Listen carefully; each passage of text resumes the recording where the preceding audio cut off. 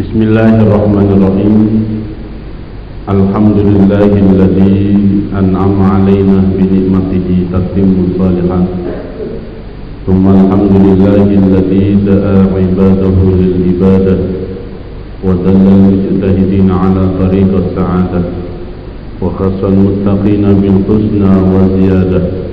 Asyhadu an la ilaha illallah wahdahu la syarika lah wa asyhadu anna sayyidana wa nabiyyana Muhammadan abduhu wa rasuluh. Allahumma salli wa sallim wa barik ala sayyidina Muhammad wa ala alihi wa sahbihi wa man tabi'ahum bi ihsanin ila yaumil ma'ad. Jamaah yang dirahmati oleh Allah, alhamdulillah atas izin Allah pagi hari ini kita masih diberi kesempatan untuk bisa hadir di majelis ini, yang kita semua berharap mudah-mudahan apa yang telah kita lakukan ini dicatat sebagai amal baik oleh Allah Subhanahu wa taala. Amin ya rabbal alamin.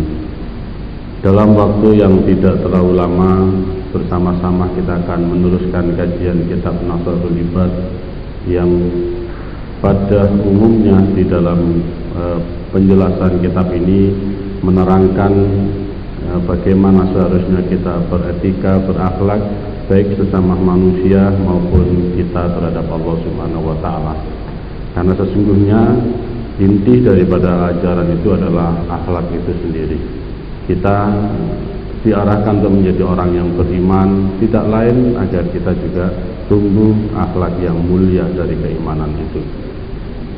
Jamaah sekalian yang dirahmati oleh Allah, saya ingin mengawali dengan beberapa pertanyaan yang barangkali pertanyaan ini juga sering kami ulang, karena memang itulah yang membuat saya harus mengingat terhadap apa yang saya telah perbuat. Saya ingin bertanya, kira-kira di antara jamaah ini pernah tidak ada yang melakukan salah atau dosa itu? Ada? Pernah ya? Pernah atau sering? Sering. Seringnya itu tiap tahun, tiap bulan, tiap minggu, tiap hari atau tiap saat? Oh, tiap saat. Berarti yang hadir ini kelompok-kelompok orang-orang yang banyak dosa. Itu ya. Ya. Ini pertanyaan pertama.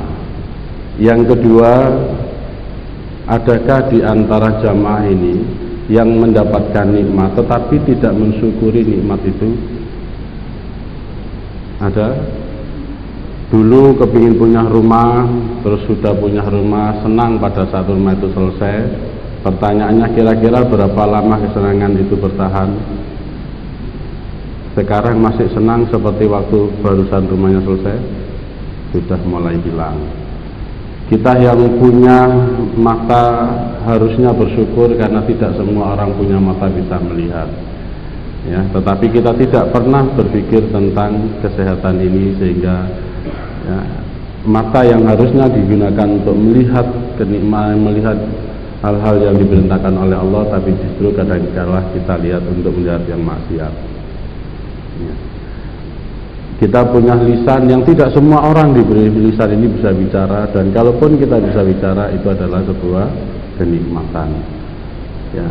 Wujud dari nikmat itu paling tidak ya kita gunakan dengan cara yang sekiranya Allah senang, sehingga nikmat kita ditambah. Tapi rasa-rasanya lisan ini kalau kita mau menghitung masih banyak dosanya daripada kebaikan yang kita lakukan. Yang ketiga, saya ingin tanya, pernahkah ibu bapak sekalian mengalami sebuah kejadian yang menurut kita tidak nyaman, dan saat itu kita berkeluh kesah? Kira-kira pernah? Pernah. Ya, tidak punya uang, susah gitu, pernah? Pernah atau sering? Oh, sering. Sudah umurnya cukup, gak ketemu sampai jaluk tinggal nonang kiai sik kurung ketemu. Ada yang seperti ini? Ada, ya, berkeluh kesah. 3 hal, ya, berbuat dosa, tidak mensyukuri nikmat, dan kita berkeluh kesah atas kejadian yang sudah Allah putuskan. Materi yang ingin saya sampaikan saat ini adalah sebuah firman yang Allah sampaikan kepada Nabi Uzair. Nabi Uzair ini adalah nabi yang tidak banyak ulama-ulama menulis kisahnya, gak sampai terkenal, karena Nabi Uzair ini adalah masih diperselisihkan. Ada yang mengatakan Uzair itu seorang nabi, ada yang mengatakan beliau bukan seorang nabi. Ya, tetapi menurut Imam Ibnu Katsir, jumhur ulama mengatakan Uzair ini adalah termasuk golongan nabi. Beliau hidup pada masa antara Daud dan Nabi Sulaiman. Ya, hanya seorang nabi, bukan seorang rasul. Apa bedanya nabi dan rasul? Kalau rasul itu diberi wahyu untuk disampaikan kepada umatnya, kalau nabi diberi wahyu untuk dirinya. Ya, nabi itu jumlahnya 124.000. Ya, 124.000 itu satu pun tidak ada yang dari Rungkut, tidak ada. Semua sudah dari ya Timur Tengah sana. Dari 124.000 ini yang menjadi rasul, ya, wakilah kita mengatakan yakni 313. Ada yang mengatakan 314, ada yang mengatakan 315. Tapi yang banyak 313. Dari 313 rasul ini yang wajib kita ketahui 25.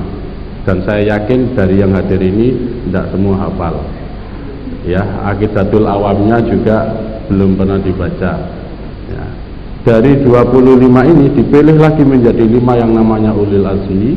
Dari Ulil Azmi ini dipilih satu untuk ya tidak sekedar kita ketahui tapi kita ikuti, yakni Nabi Muhammad. Nah, kembali kepada Nabi Uzair yang kalau menurut Abu Qasim Al-Asakir, nama lengkap beliau adalah Uzair bin Jarwah. Itu kalau menurut Abu Qasim Al-Asakir. Uzair ini kalau orang-orang Yahudi itu menyebut sebagai anak Tuhan, ya. Sama dengan orang Nasrani menyebut Nabi Isa itu sebagai anak Tuhan. Karena ada ilham yang Allah berikan kepada Nabi Uzair ini, beliau bisa menghafal kitab Taurat. Kalau Nabi Musa itu menyampaikan kitab Taurat bersama tulisannya. Tapi kalau Nabi Uzair itu memberikan kitab Taurat tanpa tulisan karena beliau hafal. Nah, itu pula yang akhirnya Nabi Uzair itu dianggap oleh orang-orang Yahudi sebagai orang yang istimewa, karena itu pula dia disebut juga sebagai anak Tuhan. Dan Nabi Uzair ini pernah ketiduran itu 100 tahun. Ya. Ketiduran itu 100 tahun. Bagaimana kisahnya nanti bisa dibaca di dalam surat Al-Baqarah ayat 259 kalau tidak salah. ya. Saat itu Nabi Uzair pas dalam sebuah perjalanan menuju perkebunannya, karena perkebunannya dari kampungnya itu sangat jauh. Ada bangunan yang sudah roboh, luluh lantah, lalu tertutup juga oleh atap-atapnya. Dalam hati Uzair itu berkata, kalau sudah seperti ini manusia yang pada mati juga, ini bagaimana cara Allah menghidupkan lagi? Ya, lalu Allah jawab dengan apa? Dengan sebuah kejadian ketika dia keliling-keliling di kebunnya, karena kelelahan ya istirahat dan tertidur, tidak bangun, baru 100 tahun dibangunkan oleh Allah. Ditanya oleh Allah melalui malaikatnya, Uzair, kamu tinggal di sini tadi sudah berapa lama? Oh, kalau tidak 1 hari ya setengah hari. Tidak, kamu di sini tadi sudah 100 tahun. Anaknya itu sudah lebih tua daripada Nabi Uzair, ya, bahkan cucunya pun juga lebih tua daripada Nabi Uzair itu sendiri. Bahkan waktu Nabi Uzair ini dibangunkan, tidak ada orang yang percaya kalau beliau seorang Uzair. Baru percaya dari seorang pembantunya yang dulu ketika Nabi Uzair meninggalkan tempat itu usia 20 tahun, dan berarti Nabi Uzair kembali itu usianya 120. Kondisi pembantunya, pelayannya ini buta. Terus pelayan ini katakan, aku baru percaya kalau engkau adalah Uzair, majikanku dulu, jika kau memang bisa menyembuhkan sakitku. Karena saya tahu Uzair itu doanya mustajabah. Benar, diusap saja ya, ternyata dia bisa melihat. Dan sekarang banyak orang yang matanya sakit diusap gini tidak sembuh, malah tambah parah.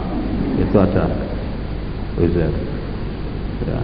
Dan dikasih tahu kepada orang-orang Yahudi ya, orang Yahudi percaya tapi masih belum sepenuhnya. Baru percaya ketika orang Yahudi itu dibacakan kitab Taurat tanpa ada tulisan. Nah, karena keistimewaan itulah makanya Uzair dianggap sebagai orang Yahudi itu sebagai anak Tuhan. Apa yang dipesankan oleh Allah kepada Nabi Uzair ini ada 3 hal. Dan mudah-mudahan 3 hal ini membuat kita tidak mudah untuk melakukan dosa. 3 hal ini tidak membuat kita akhirnya susah untuk bersyukur kepada Allah. Dan 3 hal ini tidak membuat kita berkeluh kesah atas musibah yang menimpa diri kita. Apa pesan yang Allah sampaikan? Ya Uzair, idza adnabta dzanban saghiran fala tanzur ila sigharihi wanzur ila man adnabta lahu.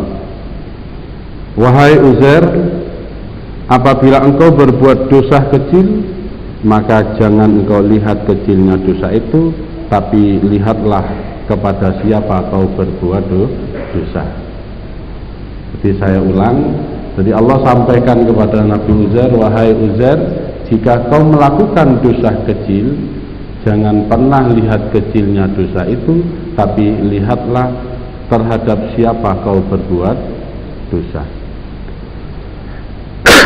Jamaah sekalian yang dirahmati oleh Allah, jika kita mohon maaf bekerja di sebuah perusahaan, lalu oleh pimpinan itu membuat kebijakan jangan merokok pada saat bekerja. Kira-kira kalau kita patuh terhadap pimpinan ini atau takut terhadap pimpinan ini, berani merokok di hadapannya? Tidak berani. Kalaupun berani, paling-paling jika tidak ada pimpinan, dianggap pimpinannya tidak tahu, baru dia merokok. Atau mungkin kalau ada orang tua, ya, saat kita berangkat sekolah, terus dipeseni sama orang tua kita, nanti tolong kalau pulang sekolah langsung pulang, tidak usah main. Ya. Kira-kira kalau dalam pantauan orang tua pulang sekolah, kita berani main, tidak langsung pulang tapi main dulu? Enggak. Orang tua bilang jangan sekali-kali minuman keras. Kira-kira anak yang di pesona ini berani kira-kira minuman keras di hadapan orang tuanya? Tidak berani. Kalaupun berani, sekali lagi mungkin karena merasa orang tuanya tidak tahu. Di hadapan pimpinan kita atau mungkin di hadapan pejabat kita, mungkin di hadapan Pak Dekarwo, gubernur kita, kira-kira berani tidak kita bersikap sesuatu yang tidak sopan? Tidak berani, ya. Nah, sekarang yang mengingatkan ini adalah Allah.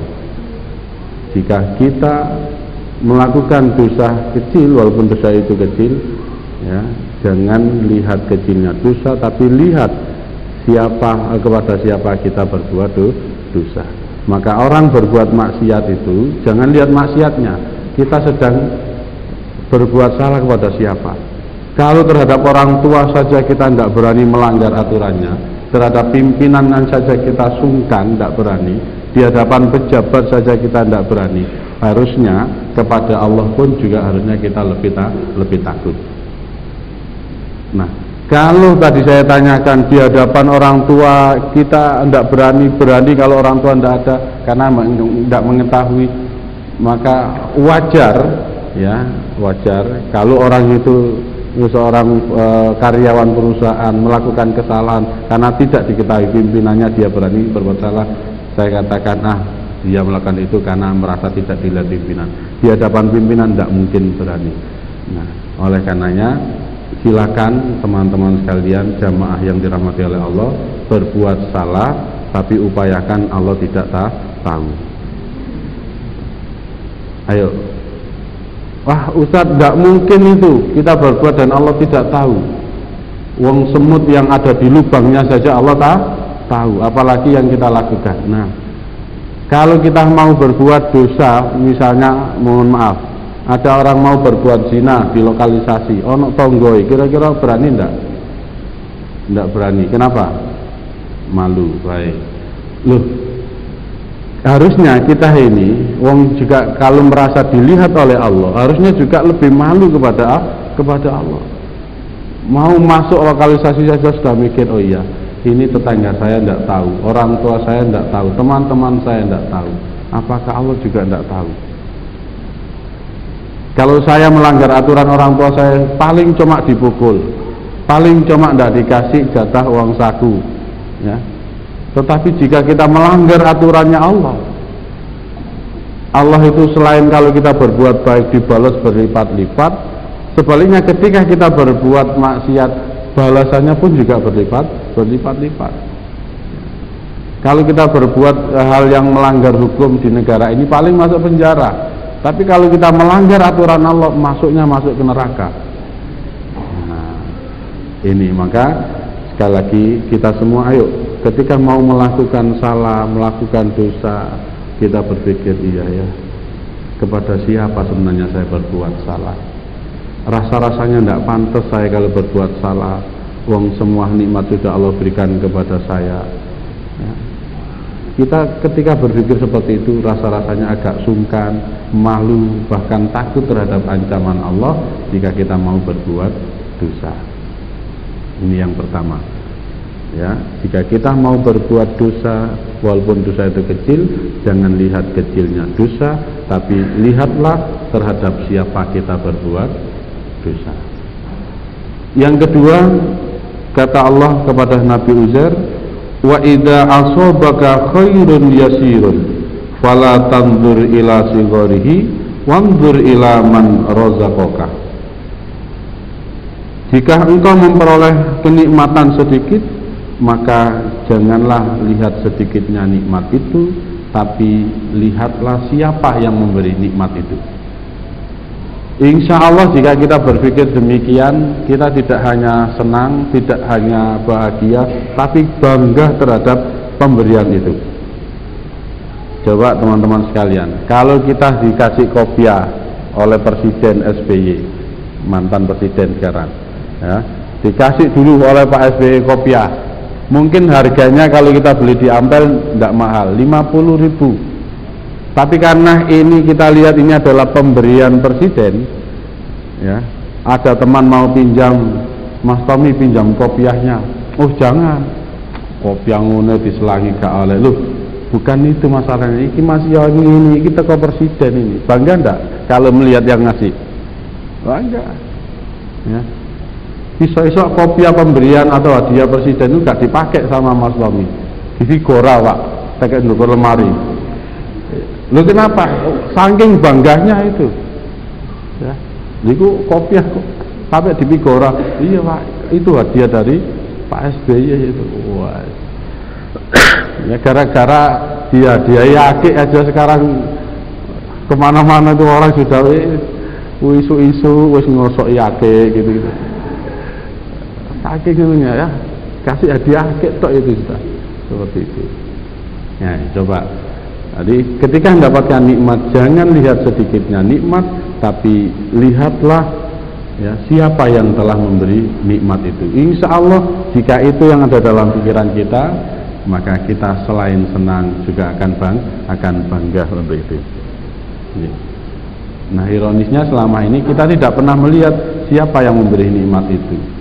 Jangankan melihat, untuk sekedar berpikir saja nikmat yang sudah Allah berikan ini, kita ini jarang untuk melakukan itu.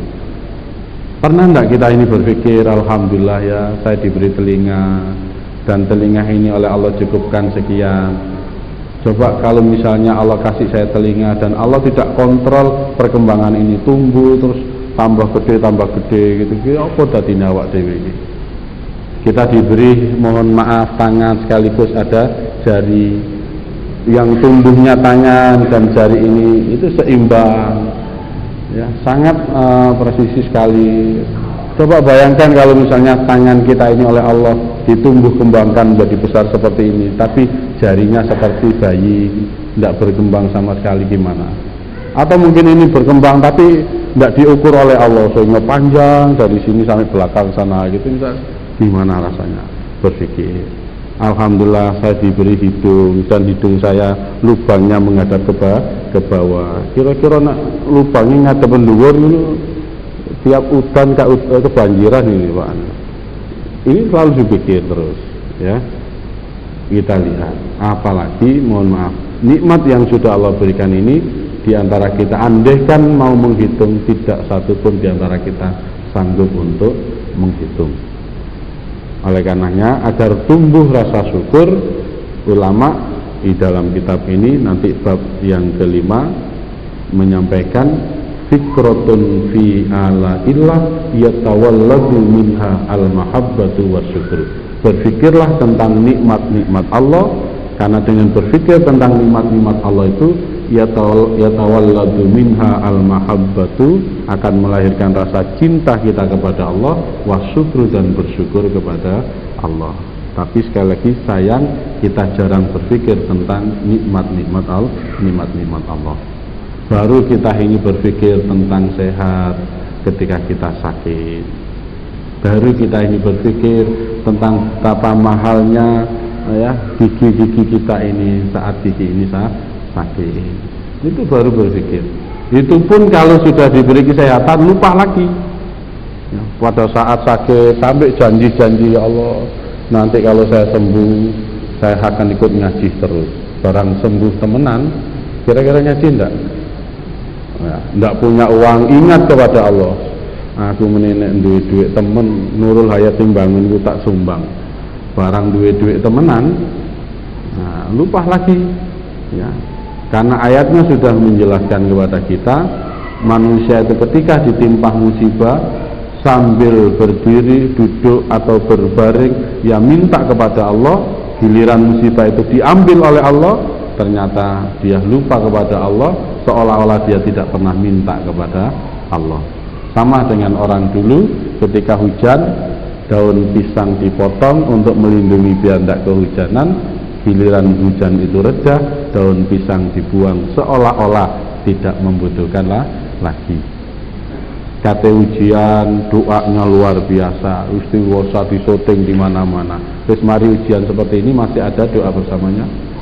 Nah, ya, ini. Ayo, jadi tumbuhkan rasa syukur itu dengan terus memikir nikmat-nikmat Allah. Yang ketiga, kata Allah kepada Nabi Uzair, wa idza asabaka baliyatun fala taskuni ila khalqi kama la askuka ila malaikati idza sa'idat ilayya masyawika.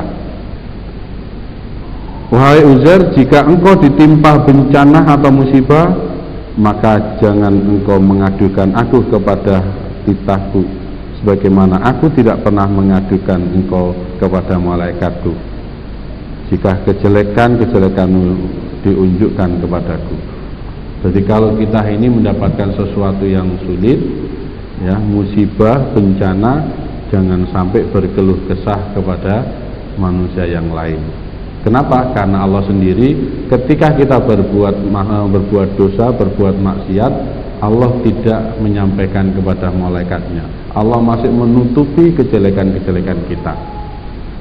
Dari sini dapat kita simpulkan, kita ini baik bukan karena sholat kita ini baik bukan karena puasa zakat kita, tidak, tapi kita ini baik karena kejelekan kita masih ditutup oleh Allah. Sebab apa? Pengakuan kita tadi bersama-sama, kita ini berbuat dosa tidak tahunan, tidak mingguan, tapi setiap saat berbuat dosa. Berarti dosanya dengan kebaikannya banyak mana? Banyak dosanya. Nah, kalau ditampilkan, kira-kira ya tidak ada di antara kita ini yang baik. Tapi kenapa anak kita masih menghargai kita, menghormati kita, murid masih menghargai gurunya, santri masih menghormati kiainya? Karena apa? Karena Allah menutup kejelekan dari setiap hambanya sehingga orang lain tidak tahu. Berarti kebaikan kita ini hanya karena Allah menutup kejelekan kita. Loh, kalau Allah saja sudah menutup aib kita, menutup kejelekan kita, kenapa kita harus mengadukan musibah yang menimpa diri kita? Ditanya, Mas gimana kabarnya? Waduh Mas, saiki sewepi dagangane, gak koyo biyen, saiki kerja bakti tok. Padahal itu ndak payu cuma sak minggu, payu niku pirang-pirang tahun. Cuma 1 minggu saja. Ya. Bisa dibayangkan ya. Misalnya Pak Marno, orang yang baik dan memang dia sangat baik. Ada seseorang yang setiap hari kebutuhannya dipenuhi oleh Pak Marno ini. Hanya sekali saja urusan uang saku yang biasanya 10.000 dikasih oleh Pak Marno 5.000. Ditanya, Mas Dimas gimana kabarnya? Waduh, sang meniwis gak koyok biyen, Pak.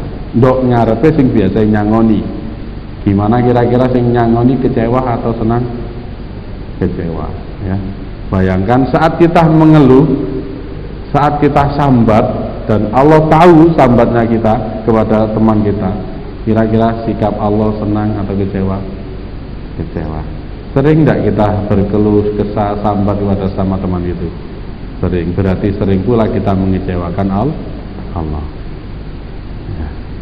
Ini dari 3 hal ini, mari kita angan-angan agar kita bisa terhindar untuk tidak banyak berbuat dosa, agar kita mudah untuk menumbuhkan rasa syukur, dan yang ketiga, biar kita tidak gampang untuk berkeluh kesah. Ya, karena sesungguhnya boleh saja kita berkeluh kesah, tempatnya cuma satu, yakni berkeluh kesahlah kepada Allah, sambatlah kepada Allah, mintalah kepada Allah. Sambat nang menungso kadang-kadang malah dikapokno ya.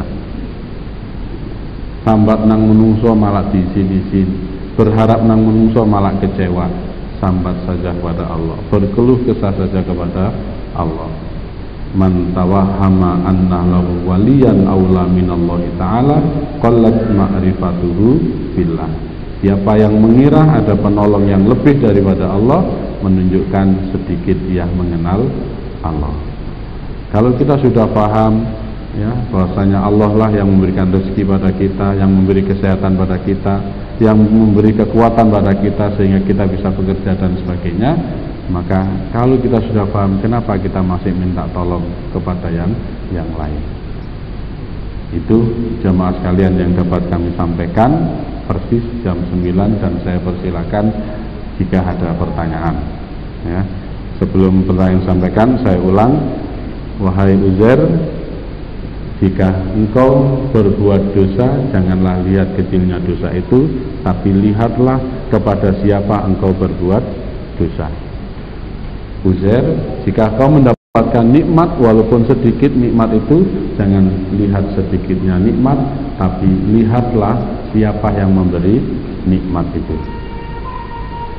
Uzair yang ketiga, jika engkau mendapati sesuatu yang tidak nyaman, yang tidak enak, jangan aduhkan ya bencana musibah yang menimpamu itu pada orang lain, sebagaimana aku, kata Allah, tidak pernah mengaduhkan kejelekanmu kepada malaikatku. Bahkan aib-aib manusia ini ya ditutup oleh Allah, dan karena itulah kita masih kelihatan baik. Nah, saya persilakan jika ada pertanyaan.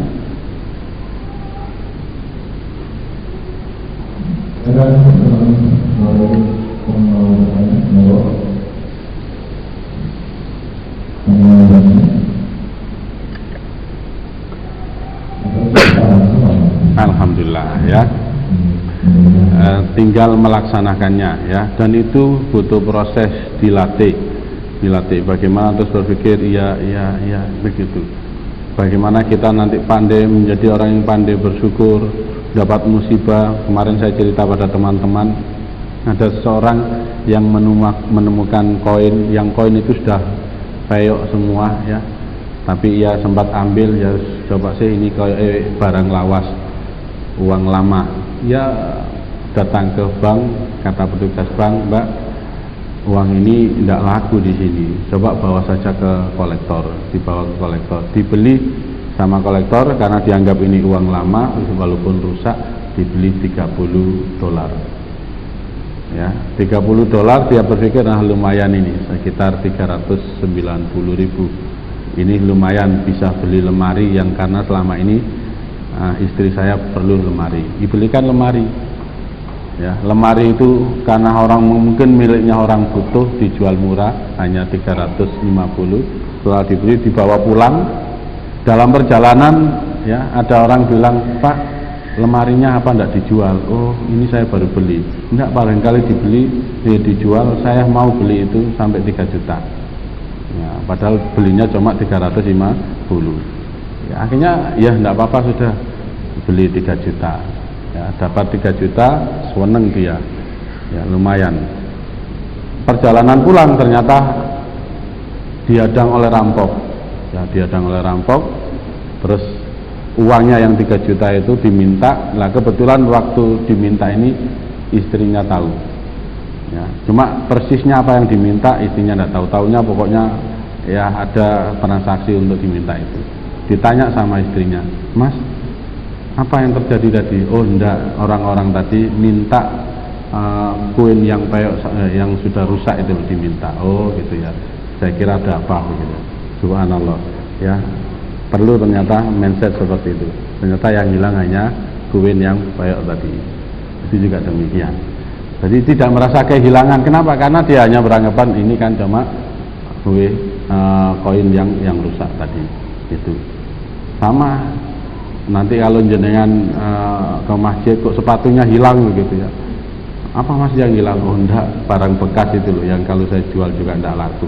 Ini alhamdulillah saya diberi kesempatan untuk sedekah, enggak pakai ngantar, sudah ada yang ambil sendiri gitu ya. Jadi biar enggak terlalu repot tuh. Jangan kehilangan sandal terus kabeh sak majelis diceritani kabeh. Ojo nang nurung hayat sampean. Apa maneh nek ngaji nang kono sandale ditekek njopo. Aku ingin ngaji, sandalku hilang kok. Wah gitu ya. Ceritani kabeh. Oleh nikmat gak tahu cerita, giliran sandal hilang cerita. Nah, ini untuk meringankan saja bagaimana. Dan itu butuh latihan. Berpikir, diangen-angen terus dilakukan begitu ya. Tidak bisa kita ngaji langsung berubah menjadi baik, enggak. Tapi ngaji hasilnya seperti apa kita latih. Ya, kena musibah dengan ngaji terus langsung sabar enggak bisa. Harus dilatih. Ya, gitu. Sebagai tambahan saja agar kita tidak terlalu mudah untuk susah, berkeluh kesah dan sebagainya. Yang belakang sudah? Tidak ada pertanyaan? Yang sana? Nah, sudah ya.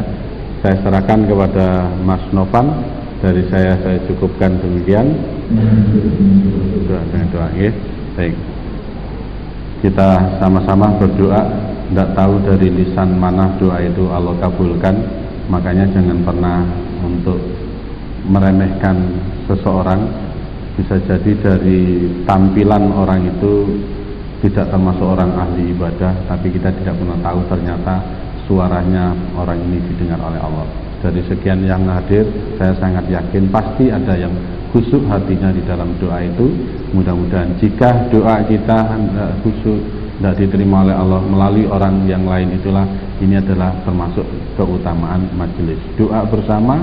Maka Allah lihat di mana orang-orang yang khusyuk berdoa itu, maka kita pun juga mendapat bagiannya. Ala hadhihi niyah al-Fatihah.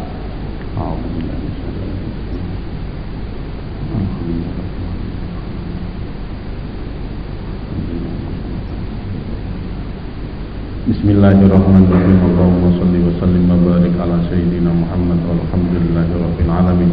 Allahumma inna nas'aluka taubatan wa dawamiha ya Allah, wa na'udzu bika minal ma'siyati wa asbabiha ya Allah. Allahumma inna ala dzikrika wa syukrika wa husni ibadatika ya Allah. Allahumma fil li ummati sayyidina Muhammad. Allahumma arham ummata sayyidina Muhammad. Allahumma jbur ummata sayyidina Muhammad rahmatan 'amatan ya rabbal alamin. Allahumma inna nas'aluka ilman nafi'a wa rizqan wasi'an halalan tayyiban wa rizqan halalan tayyiban wa rizqan halalan tayyiban. Rabbana hab lana min azwajina wa dhurriyyatina qurrata a'yun waj'alna lil muttaqina imama ya Allah.